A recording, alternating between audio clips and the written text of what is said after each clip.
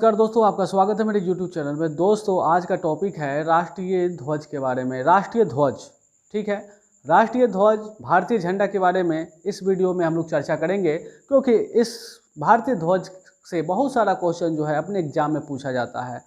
तो हम लोग चर्चा करते हैं कि भारतीय ध्वज जो है, राष्ट्रीय ध्वज को संविधान सभा ने कब अपनाया था। देखिए, 22 जुलाई 1947 को संविधान सभा ने राष्ट्रीय ध्वज को अपनाया था, ठीक है।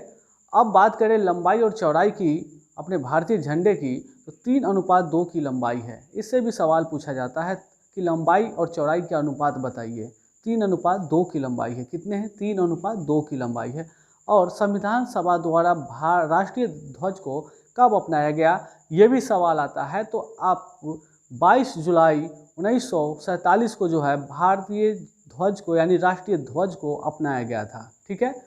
अब बात करते हैं कि अपने राष्ट्रीय झंडे तिरंगा के कितने कलर है। 3 कलर है तिरंगा, इसीलिए नाम पड़ा है।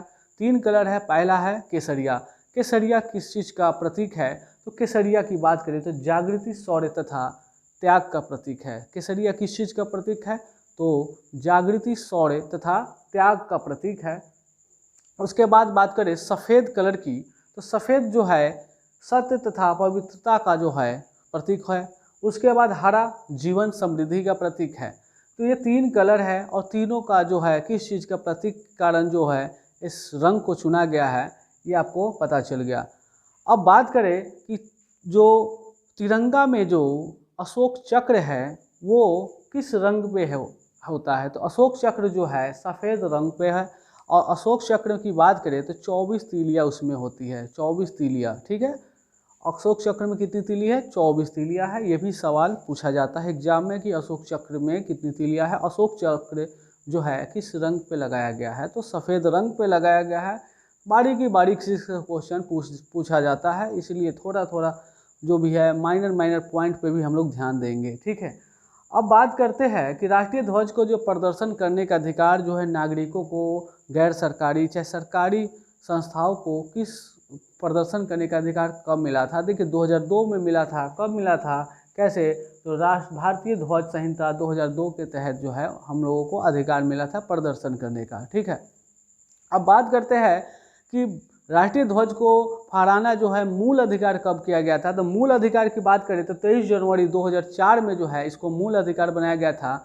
और किसके द्वारा? तो उच्चतम न्यायालय के द्वारा जो बनाया गया था। और अनुच्छेद की बात करें कि किस अनुच्छेद के अधीन रखा गया था, तो अनुच्छेद जो है 19A के अधीन से रखा गया था। चलिए, इतना जो है महत्वपूर्ण टॉपिक है। और उसके बाद 2-3 और पॉइंट है जिससे क्वेश्चन पूछा जाता है, ठीक है।